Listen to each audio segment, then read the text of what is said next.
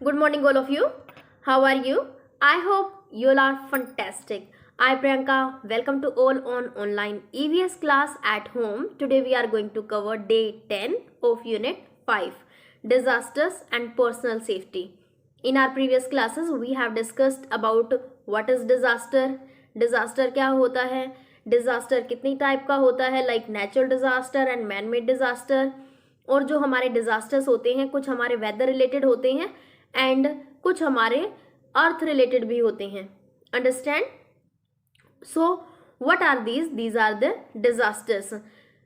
In our previous classes, we have discussed mainly 4 disasters. First one cyclone, second one flood, third one is drought and fourth one is earthquake.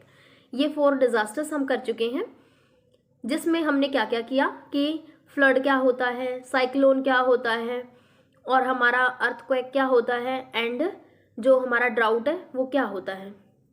और हमने इनके causes भी पढ़े कि ये किस किस की वजह से होते हैं और हमारा इनका एनवायरनमेंट के ऊपर, ह्यूमन लाइफ के ऊपर, एनिमल लाइफ के ऊपर क्या इफ़ेक्ट होता है, क्या असर पड़ता है, ये भी हमने पढ़ा.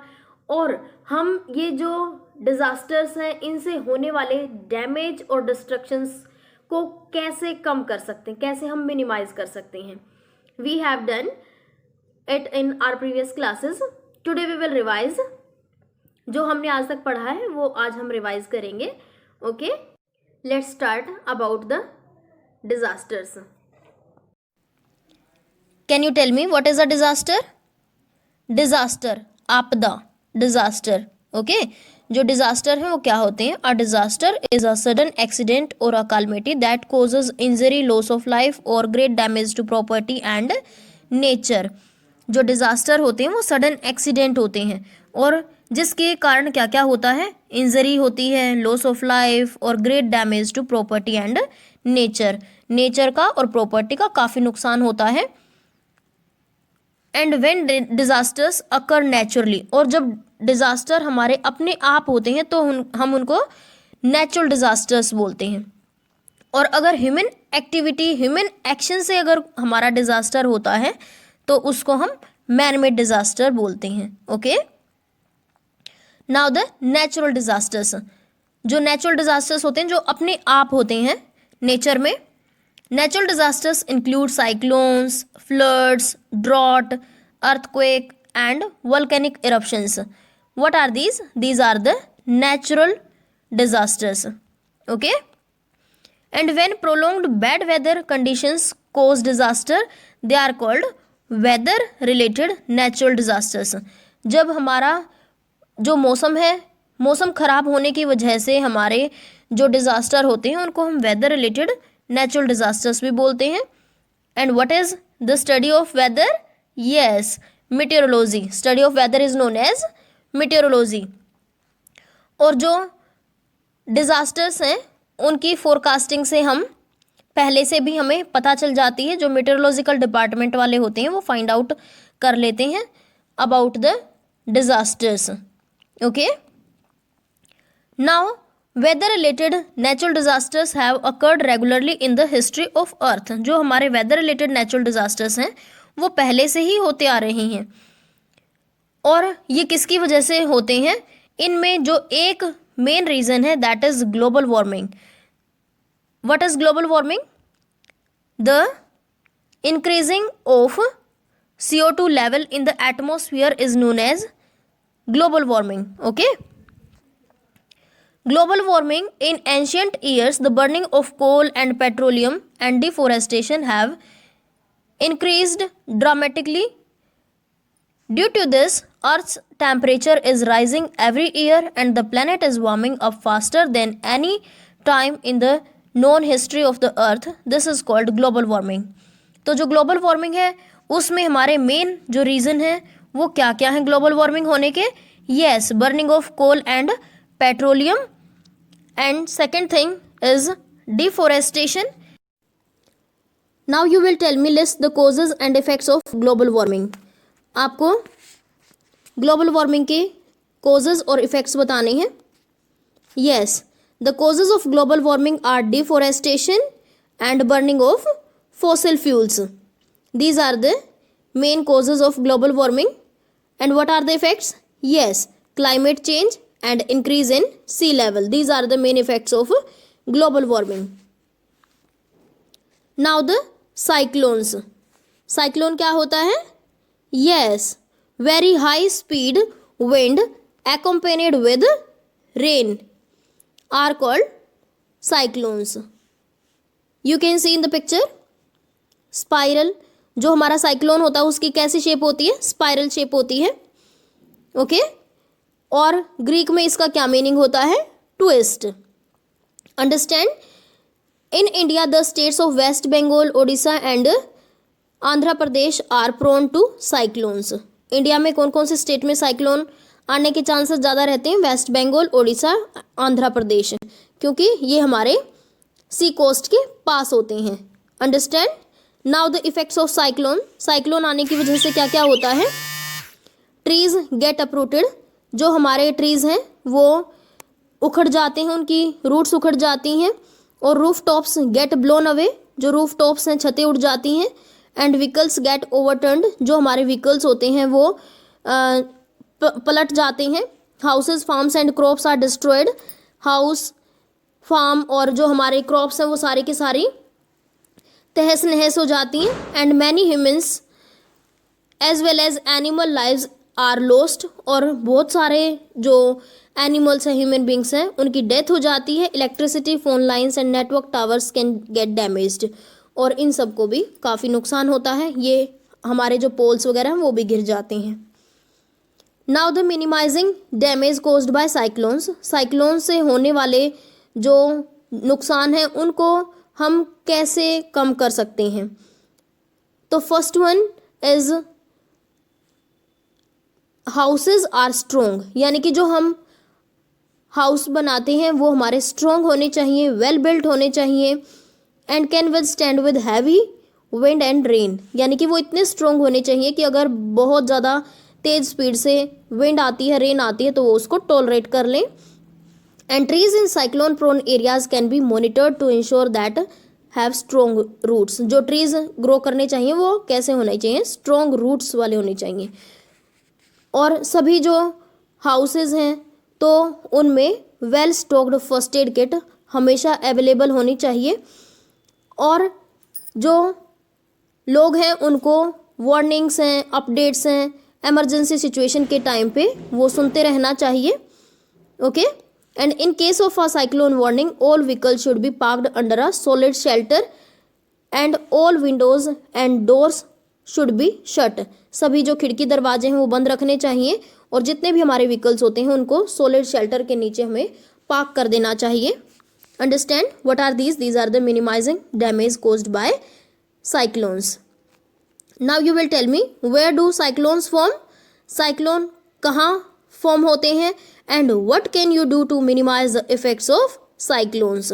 साइक्लोन के इफेक्ट को मिनिमाइज करने के लिए आप क्या कर सकते हैं? यस, जो साइक्लोन होते हैं वो कहाँ फॉर्म होते हैं? ओवर द ओशियंस, ओशियंस के ऊपर. And what can you do to minimize the effects of cyclone? We must build strong houses in cyclone prone areas. जो साइक्लोन प्रोन एरियाज़ होते हैं जहाँ पर साइक्लोन लगातार आते रहते हैं तो वहाँ पर जो हमारे हाउसेज हैं वो बिल्ड स्ट्रॉन्ग, मजबूत घर हमारे होने चाहिए. Keep first aid kit ready, हमेशा फर्स्ट एड किट रेडी होनी चाहिए. Listen to safety instructions given by the authorities. Understand. Now see in the picture, this is the city of Visakhapatnam. It is located in Andhra Pradesh on the east coast of India. ये एक city है विशाखापट्टनम. कौन सी state में है? Yes, Andhra Pradesh में. और कहाँ present है? East coast of India. You can see in the picture. On October 14th, 2014, a massive cyclone called Hudhud hit the city of Visakhapatnam. The cyclone was predicted due to satellite imaging by NASA and the Indian Meteorological Department who informed the local government. तो यहाँ पर जो cyclone आया था वो कब आया था? 14 अक्टूबर 2014 को. और इसको हडहड भी कहते हैं. और जिसकी वजह से जो हमारा काफ़ी नुकसान हुआ था। और ये इस साइक्लोन के बारे में किसने बताया था, किसने इन्फॉर्म किया था? नासा ने। ओके,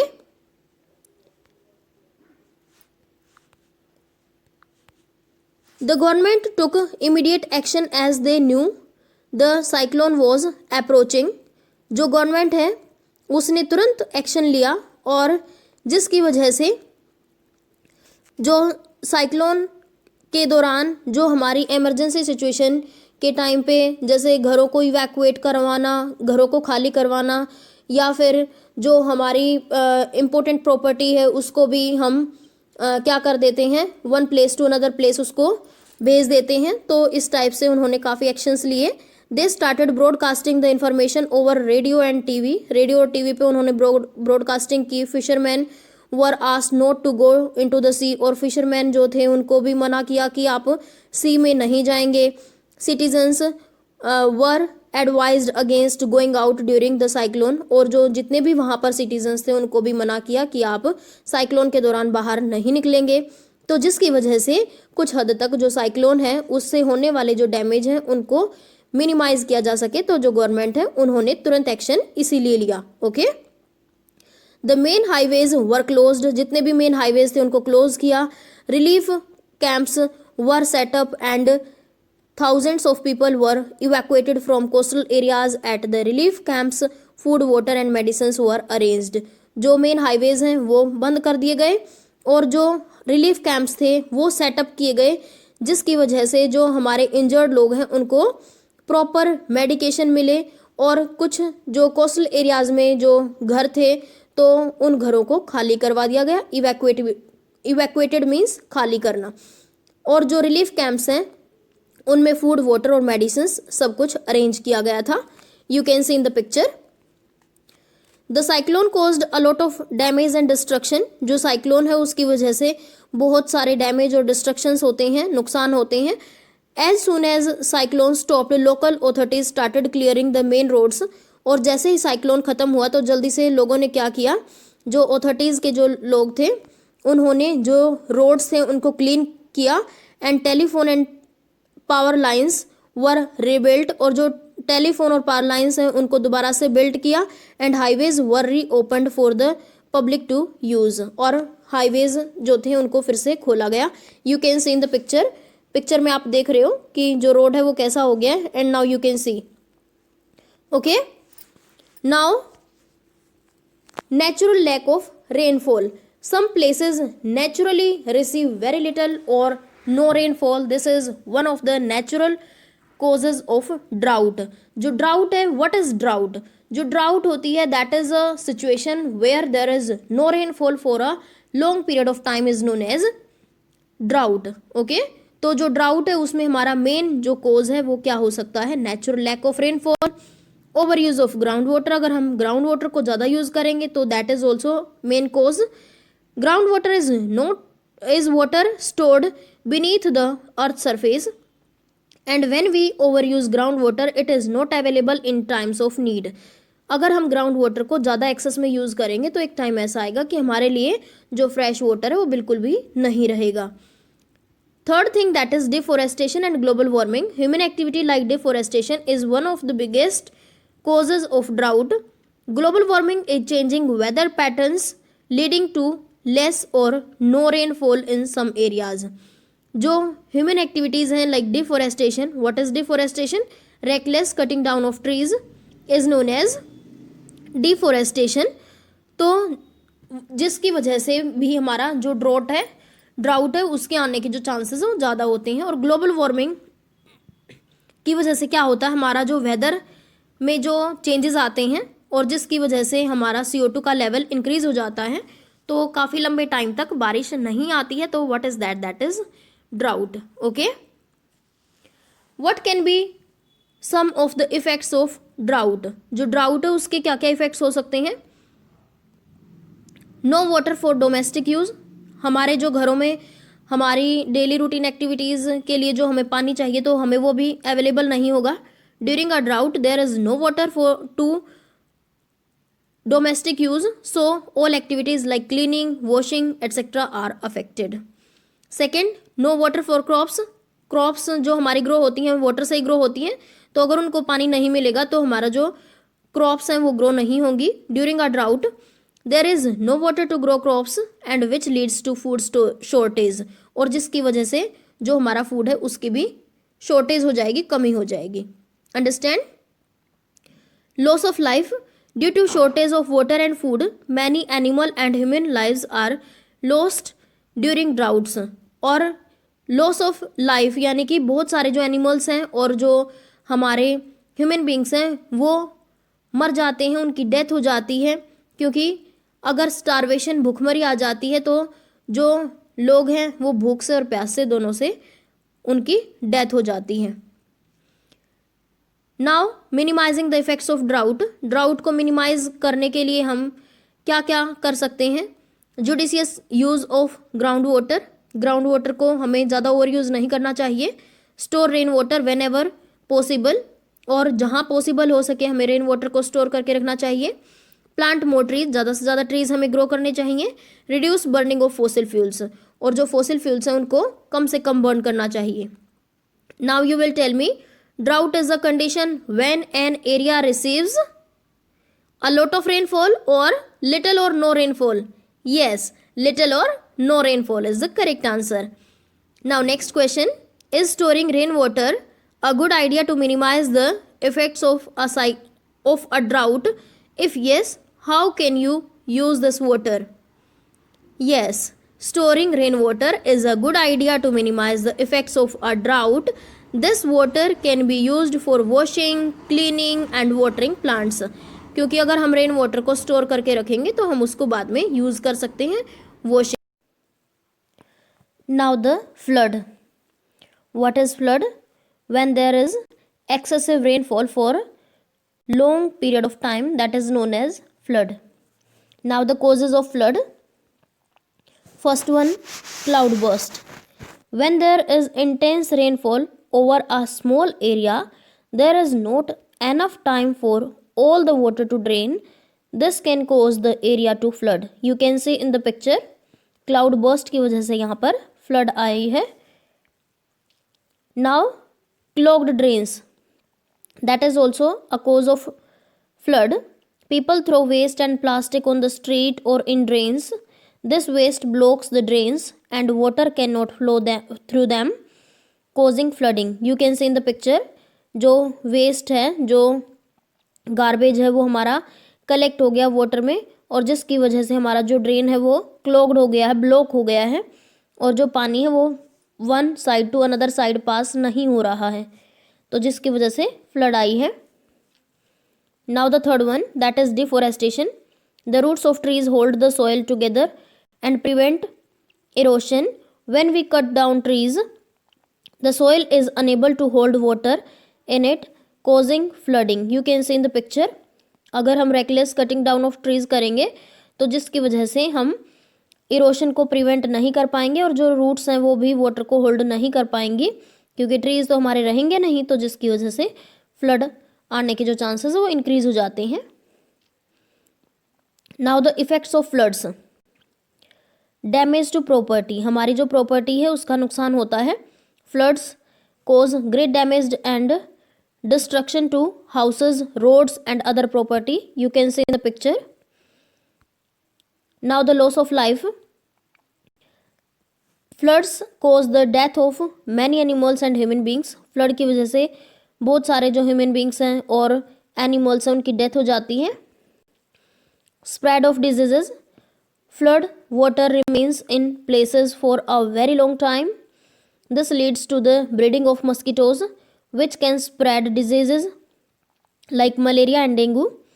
जो फ्लड वाटर है अगर वो हमारा एक ही जगह पर काफ़ी लंबे टाइम तक इकट्ठा होकर रह जाता है, तो जिसकी वजह से जो मस्कीटोज़ हैं, जो जर्म्स हैं, वो वहाँ पर ब्रीड होने लगते हैं, और जिसकी वजह से बीमारियाँ फैलने लगती हैं लाइक मलेरिया और dengue. Now the minimizing damage due to floods, यानी कि जो बाढ़ जब आती है तो उससे बचने के लिए हम जो हमारे डिस्ट्रक्शंस हैं, डैमेज हैं, तो उनको हम किस टाइप से उनको ओवरकम कर सकते हैं, मिनिमाइज़ कर सकते हैं। In flood prone areas build strong houses, तो जहाँ पर फ्लड आती है वहाँ पर जो हाउसेज हैं वो स्ट्रॉन्ग होने चाहिए। Avoid construction close to the river bank, जो हमारा नदी का किनारा होता है उसके आसपास हमें घर बनाना अवॉइड करना चाहिए।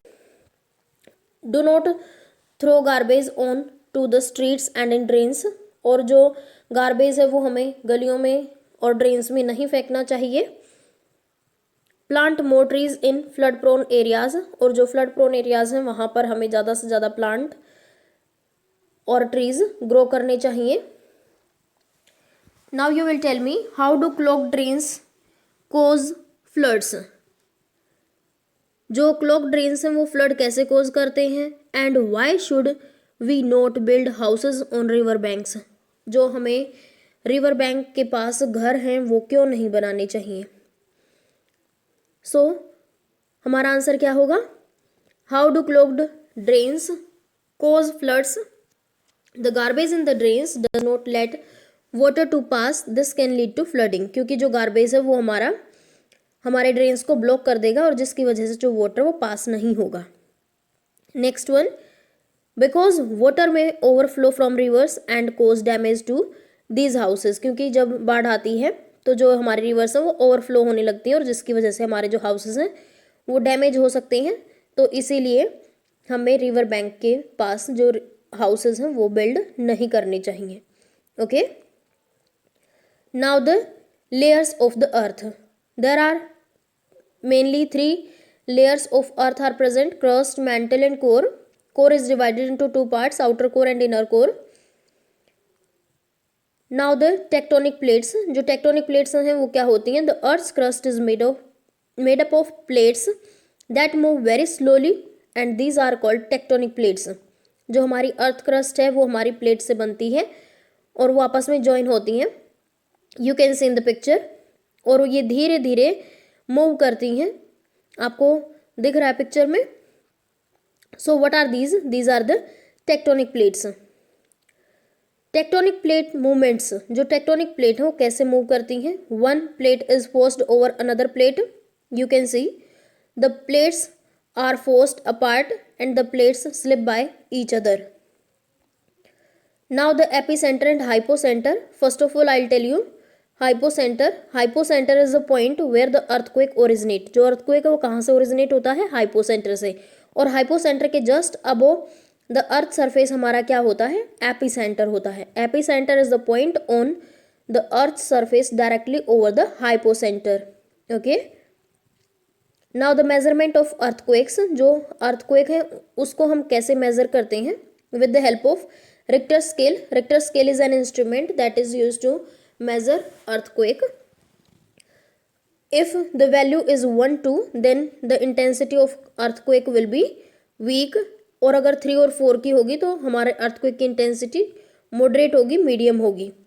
5 to 6 वाला जो earthquake होगा तो वो severe होगा, and above 6 that is severe, very severe or great you can say.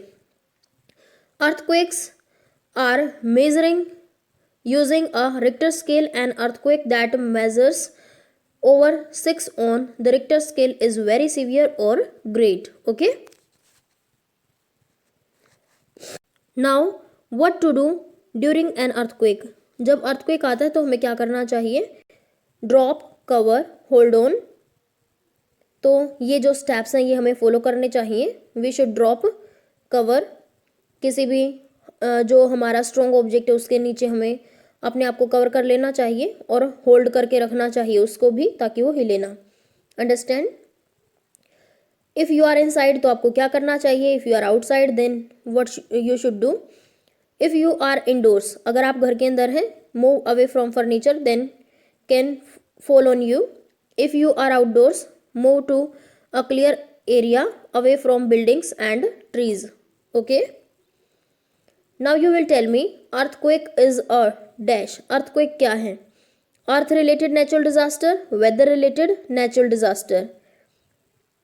And next question, what should you do during an earthquake if you are, आपको क्या करना चाहिए, इंडोर्स हैं तो और आउटडोर्स हैं तो हमारा क्वेश्चन नंबर 8 का आंसर होगा earthquake is an earth related natural disaster. जो अर्थक्वेक है वो अर्थ रिलेटेड नेचुरल डिजास्टर, जिसको हम जियोलॉजिकल डिजास्टर भी बोलते हैं। Next one, what should you do during an earthquake if you are indoors. अगर आप घर के अंदर है तो आपको क्या करना चाहिए? Move away from furniture that may fall on you. And if you are outdoors तो आपको क्या करना चाहिए? Move to a clear area. I hope you understand. Today we have revised about the 4 types of disasters. First one is cyclone, second one is flood, third one is drought and fourth one is earthquake. और हमने कुछ questions भी किए और हमने जो ये हमारे 4 मेन डिजास्टर्स हैं इनके बारे में पढ़ा कि कैसे कोज होते हैं, कैसे इनके इफेक्ट होते हैं और कैसे हम इसको मिनिमाइज कर सकते हैं। Now let's discuss the homework. You will read SR 1 to SR 9 and you will revise worksheet number 1 to worksheet number 9. Okay, bye. Happy learning.